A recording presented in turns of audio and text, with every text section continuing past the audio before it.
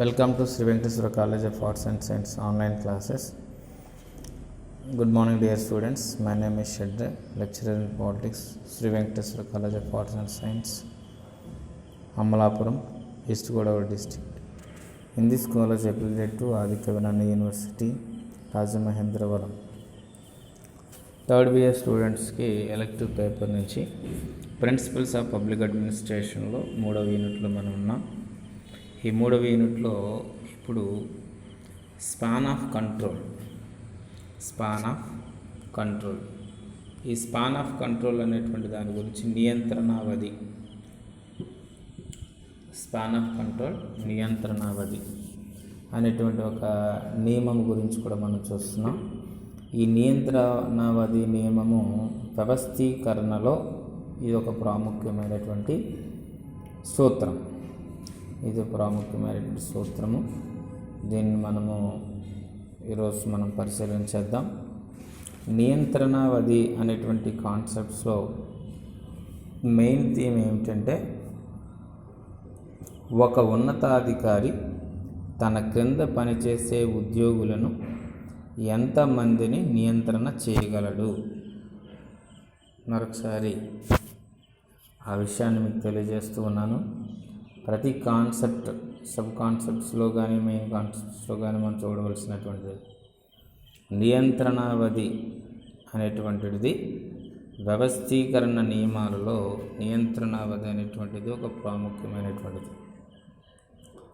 ఒక ఉన్నతాధికారి తన కింద పనిచేసే ఉద్యోగులను ఎంతమందిని నియంత్రణ చేయగలడు అనే విషయాన్ని తెలిపే దానినే నియంత్రణావధి అని చెప్తాం. అర్థమైందండి? అయితే నియంత్రణావధి యొక్క ఫంక్షన్స్ గురించి కనుక మనం చూసినట్లయితే ఆ విషయాలన్నీ మనం నేర్చుకుంటాం. ఫస్ట్ ఆఫ్ ఆల్ మనము నియంత్రణావధి అంటే ఒక ఉన్నతాధికారి తన కింద పనిచేసేటువంటి ఉద్యోగులను ఎంతమందిని నియంత్రించగలడు. ఈ నియంత్రణకు సంబంధించినటువంటి అంశాన్ని మనము స్పాన్ ఆఫ్ కంట్రోల్, ప్రభుత్వ పాలనా శాస్త్రంలో స్పాన్ ఆఫ్ కంట్రోల్కి ఒక ప్రాముఖ్యమైనటువంటి స్థానము ఉంది. ఒక ప్రాముఖ్యమైనటువంటి స్థానం ఉంది. అంటే వ్యవస్థీకరణలో అధికారము అనేటువంటిది కూడా ఒక ప్రాముఖ్యమైన అంశం మనం చెప్తాం. అర్థమైందండి? అయితే అధికారం ఇక్కడ చూడండి, ఒక వ్యక్తి ఎంతమందిని నియంత్రించగలరు అంటే ఆ అధికారాన్ని బట్టి లేదా ఉన్నతాధికారిని బట్టి కింది పని చేసేటువంటి వ్యక్తులను ఎంతమందిని మరి చేయగలరు. అంటే ఆధీనులు ఏది చేయాలో ఏది చేయకూడదో నిర్ణయించేటువంటి అధికారము అనేటువంటిది కూడా మనం చూస్తున్నాం. అదండి పర్యవేక్షకుడు ఏం చెప్తున్నా, ఎంతమందిని పర్యవేక్షణ చేయగలడు, నియంత్రించగలడు. లేదా ఒక ఉన్నతాధికారి తన కింద పనిచేసే ఉద్యోగులను ఎంతమందిని నియంత్రించగలడు అనేటువంటి అంశాన్ని మనం చూస్తూ ఉన్నప్పుడు మరి అధికారం అనేటువంటిది కూడా ఒక ప్రాముఖ్యమైనటువంటి మాటే. అయితే ఆధీనులు ఏది చేయాలో ఏది చేయకూడదో నిర్ణయించేదే అధికారం అనేటువంటిది. అంటే అధికారం అనేటువంటిది కేవలము ఆజ్ఞలను ఇచ్చుటయే కానీ అగాక ఆధీనుల నుంచి విధేయతను కూడా పొందేటువంటి శక్తి ఉండాలి. అందుకని హెర్బర్ట్ సైమన్ అనేటువంటి ఆయన నిర్ణయాలు తీసుకోవడానికి వాటి ద్వారా ఇంకొకరి చర్యలను పర్యవేక్షించటానికి, అదే కదా ఇప్పుడు మనం మాట్లాడుకునేది. ఒక ఉన్నతాధికారి ఎంతమంది వ్యక్తులను పర్యవేక్షణ చేయగలడు, కంట్రోల్ చేయగలడు అనేది, నిర్ణయాలు తీసుకోవడానికి వాటి ద్వారా ఇంకొకరి చర్యలను పర్యవేక్షించడానికి అధికారము కలిగి ఉండటమే అధికారం అని చెప్తుంది. అంటే ఇద్దరు వ్యక్తుల మధ్య సంబంధాన్ని కూడా ఇది సూచిస్తుంది. ఒక ఉన్నతాధికారి, మరొకరు ఆధీనుడు. కాబట్టి పర్యవేక్షకుడు లేదా ఉన్నతాధికారి తాను ఎంతమందిని నియంత్రించగలడు అనేటువంటి విషయాల్లో మనం చూసినట్లయితే దీన్ని మనం స్పాన్ ఆఫ్ అటెన్షన్, ఏకాగ్రతావాది అని కూడా మనం అంటూ ఉంటాం. స్పాన్ ఆఫ్ అటెన్షన్, ఏకాగ్రతావాది. సో నియంత్రణావధిలో ఈ అంశాలను మనం పరిశీలన చేస్తున్నప్పుడు దీనికి సంబంధించి ప్రభుత్వ పాలనా శాస్త్రవేత్తలు చాలా తర్జన భర్జన పడుతూ ఉన్నారు. ఏమంటే ఒకే రకమైనటువంటి అభిప్రాయాన్ని వీళ్ళు కలిగి లేరు. వివిధ రకాలైనటువంటి అభిప్రాయాలు, ఒక్కొక్క రచయిత ఒక్కొక్క అభిప్రాయాన్ని వెల్లడిపరుస్తూ ఉన్నారు. ఒక ఉన్నతాధికారి తన కింద పనిచేసేటువంటి అధీనులను ఎంతమందిని పర్యవేక్షించగలడు అనేటువంటిది ప్రభుత్వ పాలనా శాస్త్రంలో ఒక చర్చ అయింది. అయితే ఈ విషయంలో పాలనా శాస్త్రవేత్తలు ఒక్కొక్కరిది ఒక్కొక్క ఆలోచన. For example Sir Ian Hamilton అనేటువంటి ఆయన 3 నుంచి 4 వరకు 4 వరకు పర్యవేక్షణ చేయగలడు లేదా కంట్రోల్ చేయగలడు. లిండాల్ ఉర్విక్ అనేటువంటి ఆయన 5 నుంచి 6 వరకు నియంత్రణ చేయవచ్చు అంట. ఒక ఉన్నతాధికారి 5 నుండి 6 వరకు నియంత్రణ చేయవచ్చు. లార్డ్ హబ్డాల్ మరియు గ్రహం వాలెస్ అనేటువంటి రచయితలు వీళ్ళేమంటారంటే గొడుగు ముందుకు వేసి 10 నుండి 12 మంది వరకు నియంత్రణ చేయొచ్చు అని ఇలా చెప్తారు. అంటే ఒక్కొక్క వ్యక్తి, ఒక్కొక్క రచయిత, ఒక్కొక్కరి యొక్క అభిప్రాయము వేరువేరుగా, అంటే ఏ ఒక్కరిది కూడా దగ్గరగా కూడా కాకుండా 3 నుంచి 4, 5 నుంచి 6, మరి 10 నుంచి 12 ఇలాగ మనం చూసినప్పుడు 3 లేదా 4 రచయితలు అనేటువంటి వారికి విభిన్న అభిప్రాయాలు, వారి అభిప్రాయాలు విభిన్నంగా ఉన్నాయి. కనీసం ఒకరితో ఒకరు కాకుండా కూడా కలవకుండా ఉన్నటువంటి పరిస్థితుల్లో ఉన్నాయి. సో ఈ రకమైనటువంటి పరిస్థితుల్లో మరి పర్యవేక్షణ చేయటం అనేటువంటిది ఎంతవరకు ఉంది అనేటువంటి విషయాన్ని కూడా ఇక్కడ మనము ఆలోచన చేయాలి. సో నియంత్రణావధికి సంబంధించినటువంటి వాటిల్లో ఫంక్షన్స్ అనేటువంటి నిర్ణయించే అంశాలని అంటున్నాం మనం. నియంత్రణావధిని నిర్ణయించేటువంటి అంశాలు ఇక్కడ మనం జాగ్రత్తగా చూసినట్లయితే ఒక వ్యవస్థలో నియంత్రణావధి కొన్ని ప్రత్యేకమైన పరిస్థితులను బట్టి, పని స్వభావమును బట్టి కూడా మారుతూ ఉంటుంది. లోథర్ గల్లిక్ మరియు లిండాల్ ఉర్విక్, ఎంపీ శర్మ, విఏ గ్రెగ్యునాస్ మొదలగు రచయితలు నియంత్రణావధి అనేక అంశాల మీద ఆధారపడి ఉంటుందని వారి అభిప్రాయాన్ని తెలిపారు.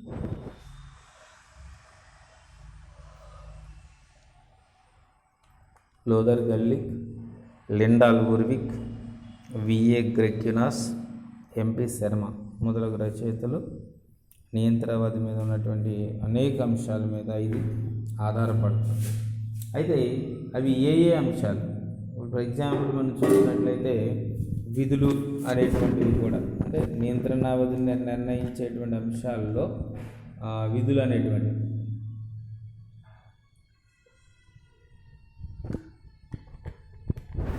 ఒక పర్యవేక్షకుని కింద పనిచేసేటువంటి అధీనులందరూ ఒకే రకమైనటువంటి విధిని నిర్వహిస్తున్నట్లయితే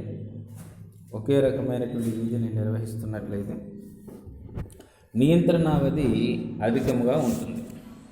అంటే వ్యక్తులందరూ కూడా ఒకే రకమైనటువంటి పనిని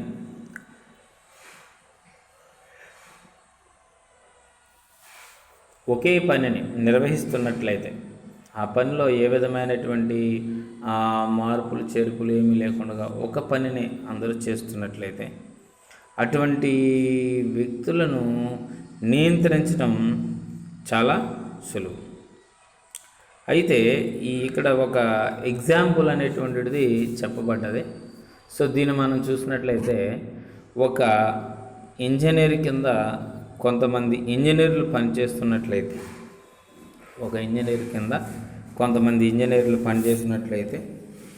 నియంత్రణావధి పెరుగుతుంది. ఎందుకంటే పర్యవేక్షించేటువంటి ఆయన ఆ ఇంజనీరింగ్ సంబంధితమైనటువంటి వాటి మీద ఏముంది? అవగాహన ఉంది, నాలెడ్జ్ ఉంది. అయితే ఆ కింద పనిచేసేటువంటి వారు కూడా ఎవరు? వాళ్ళు ఇంజనీర్లే. కాబట్టి పై ఉన్నతాధికారి ఇంజనీరు హోదాలోను, ఆ కింద పనిచేసేటువంటి వారు కూడా ఇంజనీర్లుగా పనిచేస్తున్నట్లయితే నియంత్రణావధి పెరుగుతుంది. అలా కాకుండా ఒక ఇంజనీర్ కింద లాయర్లు, డాక్టర్లు లేదా టీచర్స్ మొదలైనటువంటి వారు పనిచేస్తున్నట్లయితే నియంత్రణ అవధి తగ్గుతుంది. ఎందుకంటే పర్యవేక్షణ చేసేటువంటి అధికారికి నియంత్రణ చేసేటువంటి అధికారి ఇంజనీరింగ్ డిపార్ట్మెంట్కి చెందినటువంటి వ్యక్తిగాను ఆ క్రింద పనిచేసేటువంటి వారు అదండి ఆ క్రింద పనిచేసేటువంటి వారు వివిధ రంగాలు అంటే lawyer, doctor, teacher, something, police ఇట్లాగ ఉన్నటువంటి రంగాలకు చెందినటువంటి వారు. యాక్చువల్గా పైన ఉన్నటువంటి అధికారి ఇంజనీరింగ్కి సంబంధించినటువంటి నాలెడ్జ్ని కలిగి ఉన్నప్పుడు అదే నాలెడ్జ్తో ఉన్నటువంటి వ్యక్తులు కింద పనిచేస్తూ ఉంటే వాళ్ళని చాలా బాగా పర్యవేక్షణ చేయగలుగుతాడు, నియంత్రణ చేయగలుగుతాడు, స్పాన్ ఆఫ్ కంట్రోల్ నియంత్రణ చేయగలుగుతాడు.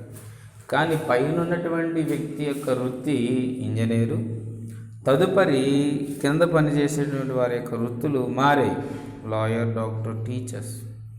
మరి వాళ్ళు పనిచేస్తున్నారు. మరి వాళ్ళు పనిచేసేటప్పుడు ఇతనికి సంబంధము లేనటువంటి సెక్టార్లలో పనిచేసేటువంటి వ్యక్తులు లేదా వివిధ సెక్టార్ల కొరకు పనిచేస్తున్నటువంటి వ్యక్తులు, ఇతనికి సంబంధం లేనటువంటి లేదా ఇతనికి అవగాహన లేనటువంటి సెక్టార్స్లో ఉన్నటువంటి పనులను పర్యవేక్షించమంటే ఆ పని చేస్తున్నటువంటి వాళ్ళు అలా చేస్తున్నటువంటి వాళ్ళైతే నియంత్రణ అవధి ఏమవుతుందండి తగ్గుతుంది. అంటే the depend upon the functions, విధులను బట్టి ఈ నియంత్రణావధి అంశాలు ఆధారపడి ఉంటాయి. విధులను బట్టి నియంత్రణావధి నిర్ణయించేటువంటి అంశాలు కూడా ఆధారపడి ఉంటాయి. రెండవది మనం చూసినట్లయితే మూర్తిమత్వం అంటే పర్యవేక్షణ యొక్క శక్తి సామర్థ్యాలను బట్టి కూడా నియంత్రణావధి ఆధారపడి ఉంటుంది. నియంత్రణావధి అనేటువంటిది దేని మీద ఆధారపడుతుంది? మూర్తిమత్వం పర్యవేక్షకుని యొక్క శక్తి సామర్థ్యాలను బట్టి కూడా నియంత్రణావధి ఆధారపడుతుంది. అంటే పర్యవేక్షకుడు వివేచన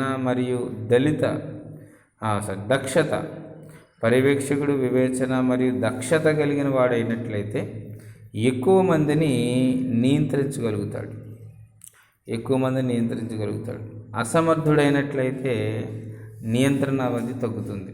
పర్యవేక్షకుడు వివేచన మరియు దక్షత కలిగిన వాడట్లయితే have something technical environment or technical knowledge, capability and he thought of new thing, నూతన ఆలోచనలు. అదవుతుంది సంథింగ్ ఈజ్ క్రియేటివిటీ. ఇవన్నీ కూడా పర్యవేక్షకుడు వివేచన మరియు దక్షత కలిగిన వాడైతే ఎక్కువ మందిని నియంత్రించగలుగుతాడు. కాబట్టి అసమర్థుడైనట్లయితే మరి నియంత్రణ అవధి ఏమవుతుంది? తగ్గుతుంది. మూడవది మనం చూసినట్లయితే వ్యవస్థాకాలం. ఏ కాలం అండి? వ్యవస్థాకాలం.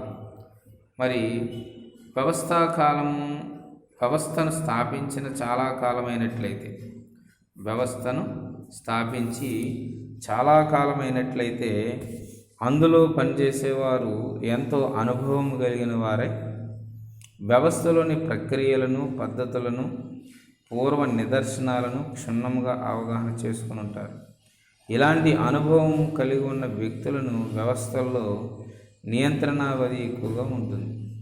సో వ్యవస్థాకాలం అనేటువంటిది ఇక నియంత్రణ అవధిలో స్పాన్ ఆఫ్ కంట్రోల్కి సంబంధించినటువంటి అతి ప్రాముఖ్యమైనటువంటి అంశంగా మనం చెప్పొచ్చు. అయితే మరి ఇక్కడ వ్యవస్థ యొక్క ఎస్టాబ్లిష్మెంట్ యొక్క పీరియడ్ ఆఫ్ ఎస్టాబ్లిష్మెంట్ దాన్ని మనం తీసుకుంటాం. వ్యవస్థా కాలం అనేటువంటిది మరి ఎప్పుడు ఈ యొక్క వ్యవస్థను పోషించి మరి చాలా కాలం అయినట్లయితే అందులో పనిచేసేటువంటి వారు ఎంత అనుభవం కలిగినటువంటి వారుగా ఉంటారు.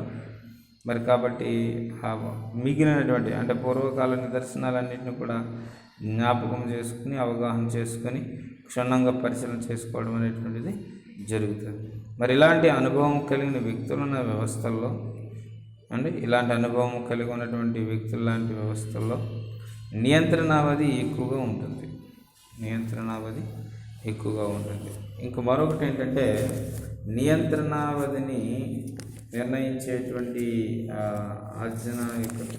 నియంత్రణావధిని నిర్ణయించేటువంటి అంశాల్లో స్థలం అనేటువంటిది. ఆధీన ఉద్యోగులందరూ ఒకే భవనంలో కానీ లేదా ఒకే స్థలంలో కానీ ఉండి పనిచేస్తున్నట్లయితే నియంత్రణావధి ఎక్కువగా ఉంటుంది. అట్లా కాకుండా పనిచేసేటువంటి కార్యాలయాలు వేరు చోట్ల ఉన్నప్పుడు నియంత్రణావధి తగ్గుతుంది. ఇది చాలా ఇంపార్టెంట్. కాబట్టి స్థలం అనేటువంటి దాని గురించి మనం చూద్దాం. ప్లేస్ అనేటువంటిది అంటే ఆధీన ఉద్యోగులందరూ ఒకే భవనంలో కానీ లేదా ఒకే స్థలంలో కానీ ఉండి పనిచేస్తున్నప్పుడు నియంత్రణావధి ఎక్కువగా ఉంటుంది. అంటే డిఫరెంట్ పార్ట్స్ కింద డివైడ్ చేయకుండా గ్రూప్ ఆఫ్ పీపుల్ కింద ఒక చోట పనిచేసినట్లయితే వాళ్ళందరినీ కూడా మరి పర్యవేక్షించవచ్చు లేదా కంట్రోల్ చేయవచ్చు. కంట్రోల్ చేయవచ్చు. లేదా వివిధ స్థలాల్లో వేరు చోట్ల మరి పనులను నిర్వహిస్తున్నట్లయితే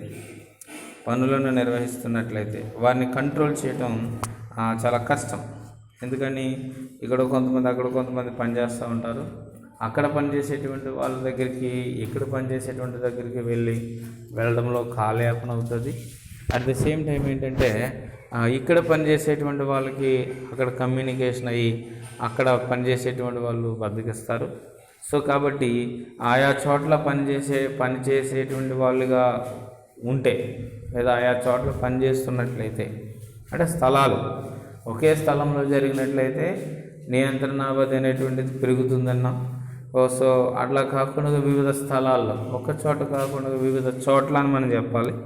ఇక్కడ స్థలం అనేటువంటి పెట్టి ఆ ప్రదేశాలు వేరు ప్రదేశాల్లో గుర్తుపెట్టుకోవాలి. వేరు ప్రదేశాల్లో కార్యాలయాలు వేరు చోట్ల ఉన్నప్పుడు నియంత్రణావధి తగ్గుతుంది. మెయిన్ ఆర్ తర్వాత బ్రాంచ్ అదవుతుందండి.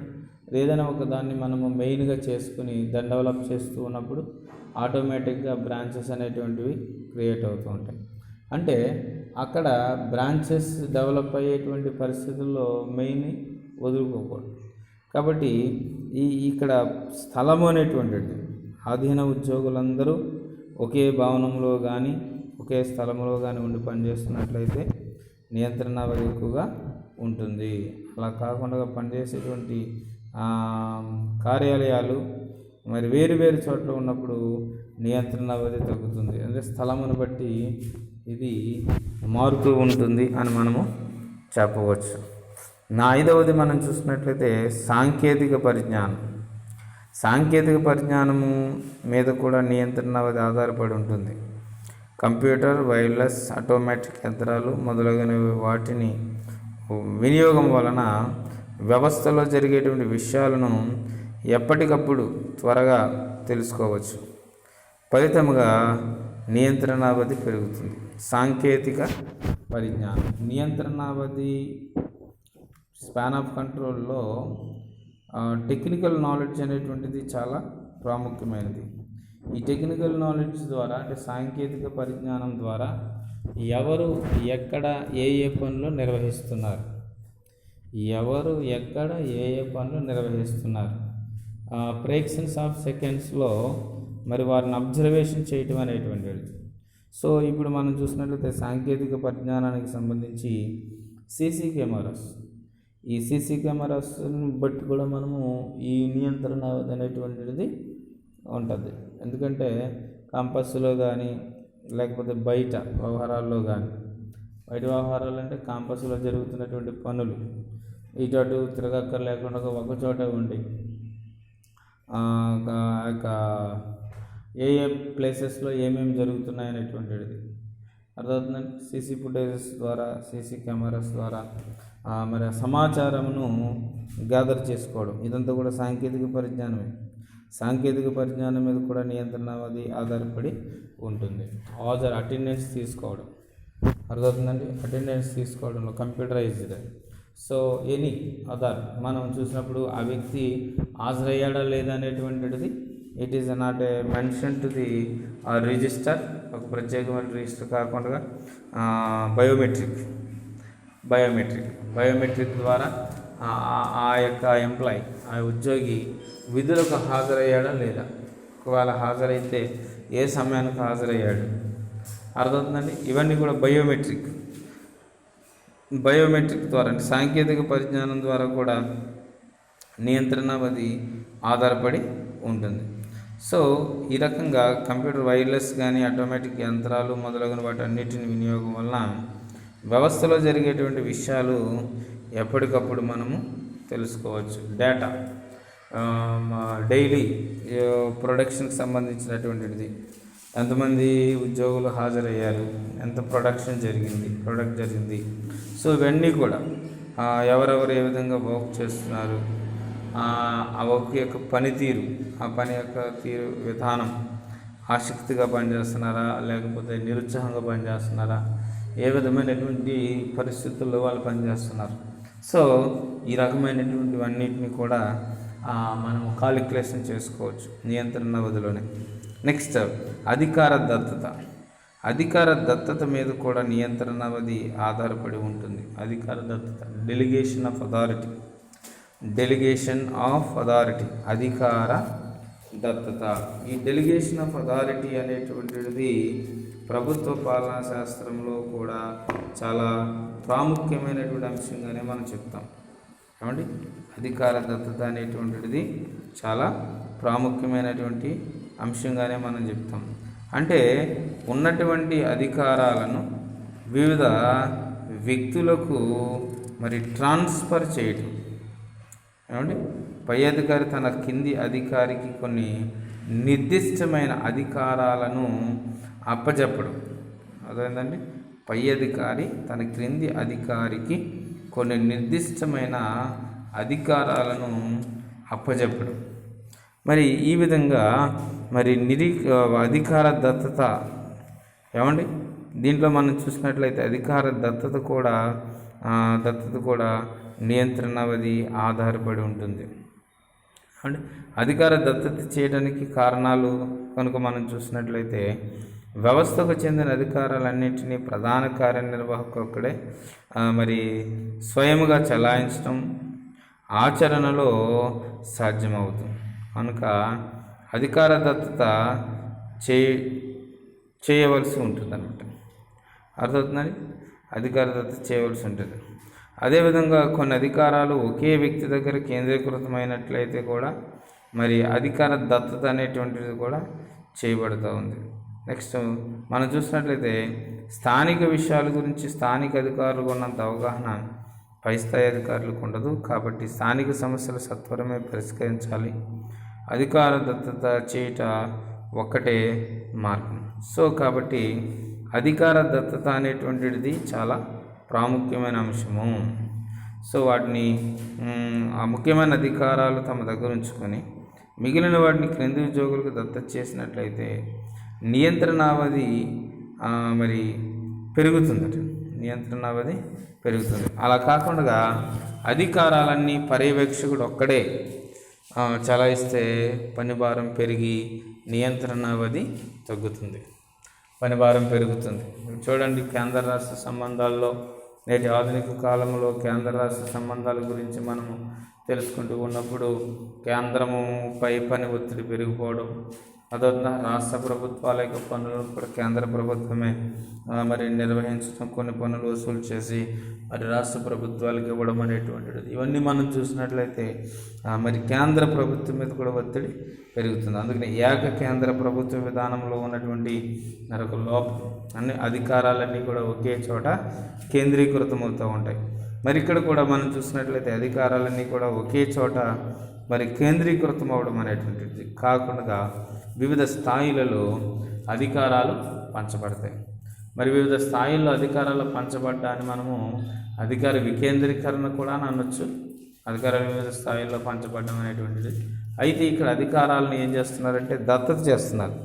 ఉన్నతాధికారి అధికార దత్తత మీద ఒక ఉన్నతాధికారి మిగిలినటువంటి అధికారులకు ఆ అధికారాలని మరి దత్తత చేయటం అనేటువంటిది జరిగేటువంటి ప్రక్రియ అన్నమాట. సో కాబట్టి అధికారాలన్నీ పర్యవేక్షకుడు ఒక్కడే చలాయించడం వల్ల కూడా ఏమవుతుందంటే పనిభారము పెరుగుతుందని. పనిభారం పెరిగితే నియంత్రణ అవధి తగ్గుతుంది. అప్పుడు డీసెంట్రలైజేషన్ ఆఫ్ అథారిటీ, అధికార వికేంద్రీకరణ అనేటువంటి పదాన్ని కూడా ఇక్కడ మనం జ్ఞాపకం చేస్తాం. కాబట్టి అధికారాలను వివిధ స్థాయిల్లో ఉన్నటువంటి వాళ్ళకి దత్తత ఇవ్వడం, మరలా వాళ్ళ దగ్గర నుంచి తిరిగి తీసేసుకోవడం, పర్మనెంట్గా ఇచ్చేయడం అనేటువంటిది కాకుండా కొన్ని అధికారాలను వారికి ఇవ్వడం అనేటువంటిది. అంటే ఉన్నతాధికారికి ఉన్నటువంటి యొక్క ఒత్తిడుల నుంచి మరి తగ్గించడం కోసం, ఆ ఒత్తిడి నుంచి తగ్గించడం కోసం అధికార దత్తత అనేటువంటిది మరి చేయబడుతూ ఉంటుంది. ఇక ఆధిక్య ఆధీనుల సంబంధాలు, అధికారికి ఆధీనులకు మధ్య సరైన అవగాహన, సహకార భావాలు ఉన్నట్లయితే నియంత్రణావధి పెరుగుతుంది. చూడండి, అధికారి ఆధీనులకు మధ్య సరైన అవగాహన, సహకార భావాలు ఉన్నట్లయితే.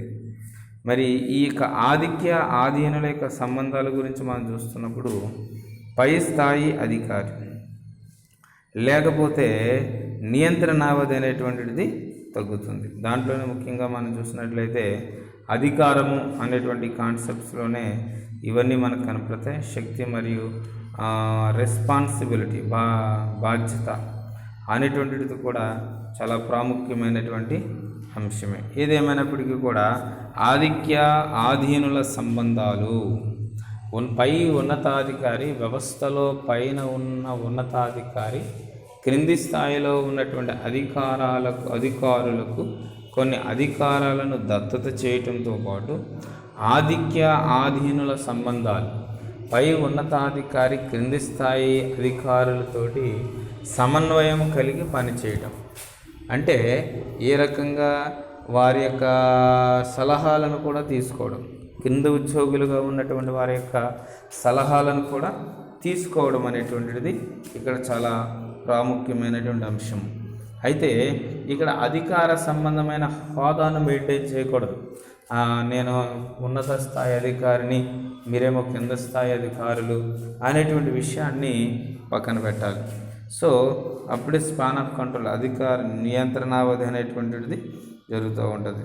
సో నెక్స్ట్ మనం చూసినట్లయితే సుశిక్షితులైన ఆధీనులు, సుశిక్షితులైనటువంటి ఆధీనులకు కూడా మరి భారతదేశంలో మన దేశంలో మరి మంచి ఫలితాలు అనేటువంటిది కూడా ఇవ్వబడుతూ ఉంటుంది. సుశిక్షితులైనటువంటి ఆధీనులందరూ సరైన శిక్షణ మరి పొందిన వారైనట్లయితే, ఆధీనులందరూ సరైన శిక్షణ పొందిన వారైనట్లయితే అలాంటి వారికి నియంత్రణ చేయటం చాలా సులభం. ఏమండి, అలాంటి వారికి నియంత్రణ చేయడం చాలా సులభం. సో ఫలితంగా నియంత్రణావధి పెరుగుతుంది. ఏమండి, దీనివలన నియంత్రణావధి యొక్క కాన్సెప్ట్ డెవలప్ అవుతుంది అన్నమాట. ఈ కాన్సెప్ట్ డెవలప్ అవుతుంది. ఎట్లా డెవలప్ అవుతుంది? సుశిక్షితులైనటువంటి ఆధీనులు, ఏమండి, ట్రైనింగ్, మంచి శిక్షణ పొందినటువంటి వారు, మరి అదేవిధంగా ఫలితాలను కూడా నియంత్రించగలిగేటువంటి వారు. అంటే ఏ రకమైనటువంటి ఫలితాలు వీళ్ళు పొందుకోగలుగుతున్నారు, ఒకవేళ వీళ్ళు మంచి ఫలితాలను పొందలేకపోతున్నట్లయితే, మరి అసమర్థులైన శిక్షణ పొందిన వారైనట్లయితే మరి నియంత్రణ అవధి ఏమవుతుంది? తగ్గుతుంది. మరి ప్రతి విషయంలో మరి ట్రైనింగ్ శిక్షణ అనేటువంటిది ఉన్నప్పుడు, అంటే మరి మంచి సమర్థులైనటువంటి పాలకులు, మంచి శిక్షణ పొందినటువంటి వారు ఉన్నట్లయితే ఈ నియంత్రణ అవధి తగ్గుతుందని మనం చెప్పాలి. నెక్స్ట్ మనం చూసినట్లయితే స్టాఫ్ ఏజెన్సీలు అనేటువంటివి కూడా నియంత్రణావధిని కంట్రోల్ చేసేటువంటి నియమంగా చెప్తాం. ఏమండి, నియంత్రణావధిలో స్టాఫ్ ఏజెన్సీలు చాలా ముఖ్యమైనటువంటి పాత్రను పోషిస్తూ ఉంది. స్టాఫ్ ఏజెన్సీలు, ఈ స్టాఫ్ ఏజెన్సీల గురించి ప్రభుత్వ పాలనా శాస్త్రంలో లైన్ అండ్ స్టాఫ్ ఏజెన్సీలు ఈ రెండింటికి కూడా మరి మంచి ప్రాధాన్యత అనేటువంటిది ఇవ్వబడ్డారు. లైన్ ఏజెన్సీలు, స్టాఫ్ ఏజెన్సీలు. మరి లైన్ ఏజెన్సీల యొక్క విధానాల్లో మనం చూస్తూ ఉన్నప్పుడు మరి వారు వ్యవస్థకు సంబంధించినటువంటి విషయాల్లో మరి చురుకుగా పాల్గొవడం అనేటువంటిది కూడా మనం చూస్తూ ఉంటాం. అదేవిధంగా స్టాఫ్ ఏజెన్సీలు, ఏమండి లైన్ ఏజెన్సీలు, స్టాఫ్ ఏజెన్సీల గురించి జేడి మూని అభిప్రాయం ప్రకారం స్టాఫ్ ఏజెన్సీలు కూడా ముఖ్యమైనటువంటివి. అయితే ఇక్కడ మనకు ఒక ప్రత్యేకంగా స్టాఫ్ ఏజెన్సీలని మాత్రమే పరిచయం చేశాడు. మరి ఇక్కడ స్టాఫ్ ఏజెన్సీలు మాత్రమే పనిచేయడానికి కారణం ఏంటి? స్టాఫ్ ఏజెన్సీలు ఏమేమి చేస్తాయి అంటే, స్టాఫ్ ఏజెన్సీలు విషయ సేకరణ చేస్తాయి. స్టాఫ్ ఏజెన్సీలు ఏం చేస్తాయి? విషయ సేకరణ, to concept of the collection of data. విషయ సేకరణ అనేటువంటి దాంట్లో చూసినట్లయితే లైన్ ఏజెన్సీ అధికారులు అవసరమైన విధాన నిర్ణయాలు చేయుట, కావలసిన సమాచారమును, గణాంక వివరాలను మరి సేకరించి వాటిని క్లుప్తీకరించి అవసరమైన విధముగా సులభముగా అర్థం చేసుకునే విధంగా ప్రధాన కార్యనిర్వాహకునికి లేదా లైన్ ఏజెన్సీ అధికారికి అందజేయవలసినటువంటి బాధ్యత స్టాఫ్ ఏజెన్సీకి ఉంది. అర్థమవుతుందండి. ప్రభుత్వ పాలనా శాస్త్రంలో లైన్ అండ్ స్టాఫ్ ఏజెన్సీల యొక్క ఫంక్షన్స్ అనేటువంటివి చాలా ప్రాముఖ్యమైనటువంటివి. అంటే విధి నిర్వహణ, లక్ష్య సాధనాల పరంగా ఉద్యోగులు చేపడుతున్నటువంటి చర్యలు, ఇవన్నీ కూడా తీసుకుంటారు. మరి ఇవన్నీ లైన్ అండ్ స్టాఫ్ ఏజెన్సీకి సంబంధించినటువంటి దాంట్లో మనం తీసుకుంటున్నప్పుడు లైన్ ఏజెన్సీ యొక్క ఫంక్షన్స్లో ప్రణాళికలను రూపొందించడం ఎవరి బాధ్యత? లైన్ ఏజెన్సీలది.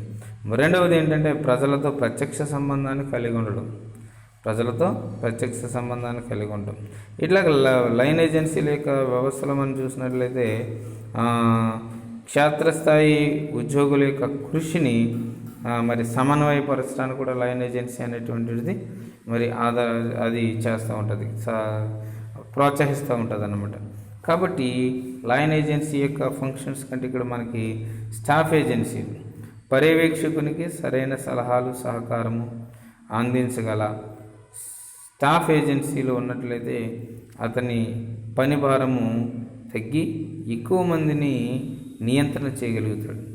లేనట్లయితే మరి నియంత్రణ అవధి తగ్గుతుంది. సో ఈ స్టాఫ్ ఏజెన్సీలు చేసేటువంటి ప్రక్రియలో ముఖ్యంగా మనం చూసినట్లయితే మరి స్టాఫ్ ఏజెన్సీల యొక్క ఫంక్షన్స్లో మనం ఏం చెప్పుకుంటున్నాం? విషయ సేకరణ, సలహాలు ఇవ్వడం, పర్యవేక్షణ చేయటం. చూడండి, అందుకని ఇక్కడ మీకు పర్యవేక్షణ అనేటువంటి పదానికి సంబంధించినటువంటి దాంట్లో మరి విషయ సేకరణ, సలహాలు ఇవ్వడం అనేటువంటి దాన్ని కూడా మనం చూడాలి. విషయ సేకరణలో గణాంక వివరాలను సేకరిస్తూ ఉంటారు, వాటిని ఆర్డర్లో పెడతా ఉంటారు. రెండవది మనం చూసినట్లయితే సలహాలు ఇవ్వడం. ప్రధాన కార్యనిర్వాహకునికి లేదా లైన్ ఏజెన్సీ అధికారులకు ఇది కేవలం అవసరమైనటువంటి సమాచారం అందించడమే మరి దీని యొక్క కర్తవ్యంగా ఉంటుంది. ఇక మూడవది మనం చూసినట్లయితే పర్యవేక్షణ చేయడం.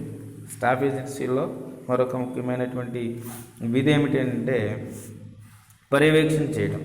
చూడండి, స్టాఫ్ ఏజెన్సీలో మనం ఏం చెప్తున్నాం? పర్యవేక్షకునికి సరైన సలహాలు, సహకారము అందించగల స్టాఫ్ ఏజెన్సీలో ఉన్నట్లయితే, సో పర్యవేక్షణ చేయటం అనేటువంటిది కూడా చాలా ప్రాముఖ్యమైనది. స్టాఫ్ ఏజెన్సీలు కొన్ని సందర్భాల్లో పర్యవేక్షణ విధులను కూడా నిర్వహిస్తున్నారు. ప్రధాన కార్యనిర్వాహకుడు తీసుకున్న నిర్ణయాలు వాటికి సంబంధించిన క్షేత్ర కార్యాలయాలకు చెందినటువంటి అంశాలు, ఆ నిర్ణయాలను ఆ యొక్క నిర్ణయాలు ఏవైతే నిర్ణయాలు ఉన్నాయో ఆ నిర్ణయాలను మరి క్షేత్రస్థాయి అధికారులకు చేరవేసి మరి సమర్థవంతంగా అమలుపరిచేటట్లు చూడవలసినటువంటి బాధ్యత కూడా స్టాఫ్ ఏజెన్సీదే. సో ఇది చాలా ప్రాముఖ్యమైనటువంటి అంశము. కాబట్టి పర్యవేక్షణ చేయటం అనేటువంటిది అదవుతుందండి. పర్యవేక్షణ చేయడం అనేటువంటిది చాలా ప్రాముఖ్యమైన అంశం.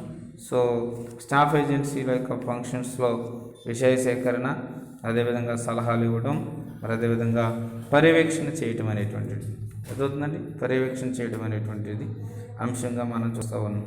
కాబట్టి దీంట్లో ఒక ప్రాముఖ్యమైనటువంటి మాటను మనం తెలుసుకోవాలి. రాబోయే సమస్యలను ముందుగా ఊహించి సరైన సమయంలో సరైన నిర్ణయాలు ప్రధాన కార్యనిర్వాహకుడు తీసుకునేటట్లు చూచుట. చాలా ఇంపార్టెంట్ అండి. సరైన సమయంలో సరైన నిర్ణయాలను తీసుకోవడం, సరైన సమయంలో సరైనటువంటి నిర్ణయాలను తీసుకోవడం, ప్రధాన కార్యనిర్వహణ తీసుకోవాలి. మరి ప్రధాన కార్యనిర్వాహకుడు చేయవలసినటువంటి అతి ప్రాముఖ్యమైనటువంటి అంశముగా కూడా దీన్ని మనము మాట్లాడుతూ ఉంటాం. రాబోయే సమస్యలు ముందుగా ఊహించి సరైన సమయంలో సరైన ప్రాధాన్యతను తీసుకోవాలి. సో ఈ ప్రాధాన్యతను చూపించడం అనేటువంటిది మరి చాలా ప్రాముఖ్యమైన అంశంగానే మాట్లాడుతున్నాం. స్టాఫ్ ఏజెన్సీల యొక్క విధి విధానాల్లో మనము దీని గురించి మనం చూస్తూ ఉంటాం. నెక్స్ట్ మనం చూసినట్లయితే స్టాఫ్ ఏజెన్సీ యొక్క ఆ విధానాలు ఏవైతే ఉన్నాయో ఏమండి, దీంట్లో భాగంగా మనం చూసినట్లయితే స్టాఫ్ ఏజెన్సీల్లో ఒక ఫంక్షన్స్ అనేటువంటిది, అంటే వారు నిర్వర్తించవలసినటువంటిది, పర్యవేక్షణ చేస్తున్నారంటున్నాము, సలహా ఇవ్వడం అంటున్నాము, విషయ సేకరణ చేయడం అంటున్నాము, మరిన్ని రకాలైనటువంటి అంశాలు స్టాఫ్ ఏజెన్సీలో ఉన్నప్పటికీ కూడా మరి ప్రధాన కార్యనిర్వాహకుని యొక్క సమయం వృధా కాకుండా చూడడం, ప్రధాన కార్యనిర్వాహకుని సమయాన్ని వృధా కాకుండా చూడడం అనేటువంటిది ఒక ప్రాముఖ్యమైన అంశంగా మనం చెప్తూ ఉంటాం. కాబట్టి ఈ యొక్క లైన్ ఏజెన్సీస్ విధులు కానీ లేకపోతే స్పాన్ ఆఫ్ కంట్రోల్ నియంత్రణావధికి సంబంధించినటువంటి అంశాల్లో కానీ ఏ రకమైనటువంటి అంశాలు మనకు కనబడుతున్నా ఈ స్టాఫ్ ఏజెన్సీస్కి సంబంధించినటువంటి ఎక్కువ విషయాలను మనము మరి గాదరించి రాయాలి. ఇప్పటి వరకు మనం మాట్లాడుకున్నటువంటి అంశాల్లో మరి ఇవన్నీ కూడా ఎల్డి వైట్, ఎవరండి? ఎల్డి వైట్ అనే ప్రభుత్వ పాలనా శాస్త్రవేత్త మరి ఏజెన్సీలు మరి ఏ విధంగా ఉండాలి మరి యొక్క విషయాలు అనేటువంటి దాంట్లో కూడా మరి మనం చూస్తూ ఉన్నాం. సో కాబట్టి ప్రధాన కార్యనిర్వాహకునికి సమయము వృధా కాకుండా చూస్తాము. రెండవది ఏంటంటే ప్రధాన కార్యనిర్వాహకుడు జారీ చేయు ఆజ్ఞలను ఆదేశాలను క్రింది స్థాయి ఉద్యోగులు ఆచరించేటట్లు కూడా చూడడం. This is one of the main functioning of the staff agencies. చూడండి, స్టాఫ్ ఏజెన్సీల యొక్క మరొకమైనటువంటి విధి ఏమిటి అని అంటే ప్రధాన కార్యనిర్వాహకుడు జారీ చేసినటువంటి ఆజ్ఞలను ఆదేశాలను క్రింది స్థాయి ఉద్యోగులు ఆచరించేటట్లుగా చూడడం అన్నమాట. అంటే స్టాఫ్ ఏజెన్సీలో మరి నియంత్రణావధి అనేటువంటిది ఒక భాగం అవుతుందా? అవ్వదు. ఎందుకంటే స్టాఫ్ ఏజెన్సీస్ ఈ యొక్క విధులు అనేటువంటివి మనం తెలుసుకుంటూ ఉన్నాం. పర్యవేక్షణ చేయడం కానీ, సలహాలు ఇవ్వడం కానీ, మరి విశేషీకరణ కానీ ఇవన్నీ చేపడుతున్నప్పుడు స్టాఫ్ ఏజెన్సీ యొక్క విధులను నిర్వర్తించడంలో మరి పర్యవేక్షకుడు చేపట్టేటువంటి కార్యకలాపాలు మరి మంచి ఫలితాలు అనేటువంటిది ఇవ్వడం జరిగింది. సో ఈ విధంగా అంటే నియంత్రణావధిలో span of control concept point of వ్యూలో వ్యవస్థీకరణలో నియంత్రణావధి సూత్రం అప్లై చేయడం అనేటువంటిది మరి ఆ సిస్టమేటిక్ అనేటువంటిది మరి ఆ యొక్క విధానాలను ఏముంటుందో మనం ఆ విధానాలను అమలు చేసేటువంటి ప్రక్రియ మరి దాంట్లో స్టాఫ్ ఏజెన్సీ చాలా బాగా ఉపయోగపడుతూ ఉంది. అందుకనే స్టాఫ్ ఏజెన్సీలని మరి సైనిక రంగంలో సైన్యంలో ఉన్నటువంటి వారు కాపలా కాస్తూ ఉంటే కాపలా కాసేవారిని లైన్ ఏజెన్సీ గాను, మరి ఆ యొక్క సరిహద్దుల్లో కాపలా కాసేవారికి కావలసిన ఆహార పదార్థాలను ఆయుధాలను కావలసినవన్నీ కూడా ప్రొవైడ్ చేసేటువంటి వారిని మరి స్టాఫ్ ఏజెన్సీలుగా కూడా మరి చెప్పారు. ఎందుకంటే లైన్ అండ్ స్టాఫ్ ఏజెన్సీల యొక్క వర్డ్స్లో మనం చూసినట్లయితే ఇవి సైనిక పదాలు. యాక్చువల్గా చెప్పాలంటే ఇవన్నీ కూడా సైనిక పదాలు. లైఫ్ అండ్ స్టాఫ్ అనేటువంటి పదజాలం ఎక్కడి నుంచి వచ్చింది? సైనిక పాలన నుంచి వచ్చింది. కమాండర్స్, జనరల్స్, కల్నల్ మొదలగు వారు సైనికుల్లో ఉంటారు చూసారా, మరి అక్కడి నుంచి ఈ పదాలు అనేటువంటిది పరిచయమైంది. మరి స్టాఫ్ ఏజెన్సీకి సంబంధించినటువంటి వారిలో మరి వివిధ రకాలైన ఉద్యోగులకు మరి నిరంతరం పనిచేస్తున్నటువంటి ఉద్యోగులకు కావలసినటువంటి ఆ యొక్క అవసరాలు వీటన్నిటిని కూడా పంపిణీ చేయడం అనేటువంటిది జరిగేటువంటి ప్రక్రియ. కాబట్టి స్టాఫ్ ఏజెన్సీలు అనేటువంటి విషయంలో విషయ శోధన, నిశిత పరిశీలన అదేదండి స్టాఫ్ ఏజెన్సీ యొక్క విషయ పరిశోధనతో పాటు నిశిత పరిశీలన ప్రణాళిక సంబంధమైన సమస్యలను అధ్యయనం చేయడం ద్వారా ప్రధాన కార్యనిర్వాహకునికి ముఖ్య సమస్యలపై మరి పరిష్కార మార్గం అనేటువంటిది సూచిస్తూ ఉంటాయి. అందుకని ప్రధాన కార్యనిర్వాహకుని యొక్క పాలనా పనితీరులను అతను పనిచేసేటువంటి స్టాఫ్ శక్తులు సామర్థ్యాలను కింద మరి ఎంతైనా మరి వాటి మీద ఎంతైనా ఆధారపడి ఉంటుందన్నమాట. సో కాబట్టి స్టాఫ్ ఏజెన్సీ యొక్క ఆ ఫంక్షన్స్ని కూడా మనం చూసినట్లయితే స్టాఫ్ ఏజెన్సీలో రకాలు మనం చూసినట్లయితే చాలా రకాలైనటువంటి ఉన్నాయి. అంటే చాలా అంటే ఇంచుమించు మనకి 3 రకాలైనటువంటి అంశాలు. ఒకటి సాధారణ స్టాఫ్, రెండవది సాంకేతిక స్టాఫ్, 3 ఆనుషంగిక స్టాఫ్. అదే స్టాఫ్ ఏజెన్సీలను 3 రకాలుగా వర్గీకరించారు. జేఎం పిప్నర్ అనేటువంటి ఆయన ఏమంటారు, ఈ జేఎం పిప్నర్ అనేటువంటి ఆయన సాధారణ స్టాఫ్, జనరల్ స్టాఫ్ అన్నమాట. సాధారణ స్టాఫ్ ఉద్యోగులు పరిపాలనా సులభం కోసం కానీ సాంకేతిక నిపుణులుగా అర్థమవుతుందండి. సాధారణ స్టాఫ్ ఎలా ఉంటారు, ఉద్యోగాల పరిపాలనలో సులభంగా పనిచేస్తూ ఉంటారు. కానీ ఆధునిక సాంకేతికతను అనుసరించి వారు నడుచుకోలేరు. వీరి పరిశోధనలు విషయ సేకరణ ద్వారా సమాచారం సేకరించి మరి దాని ప్రధాన కార్యనిర్వాహకునికి సలహాలను అందజేస్తూ ఉంటారు. కాబట్టి ప్రధాన కార్యనిర్వాహకుని యొక్క బాధ్యతను కూడా మనము గుర్తించాలి. అంటే సాధారణ స్టాఫ్ కింద కేంద్ర సచివాలయము, ప్రధానమంత్రి, ప్రణాళిక సంఘం మొదలగు వారు కూడా మరి ఆనుషంగికమైనటువంటి విధులను కూడా సాధారణ స్టాఫ్, సాంకేతిక స్టాఫ్, ఆనుషంగిక స్టాఫ్ లేదా సహాయక స్టాఫ్. ఎల్డి వైట్ అనేటువంటి రచయిత ప్రధాన కార్యనిర్వాహకునికి సలహాలు ఇవ్వవు కావున స్టాఫ్ ఏజెన్సీల యొక్క గుర్తును నిరాకరించాయి. సో కాబట్టి ఈ ఆనుషంగిక స్టాఫ్ లేదా సహాయక స్టాఫ్ అనేటువంటిది కూడా ఈ యొక్క స్టాఫ్ ఏజెన్సీలో ఒక భాగమని మనం చెప్తాం. Okay, thank you very much.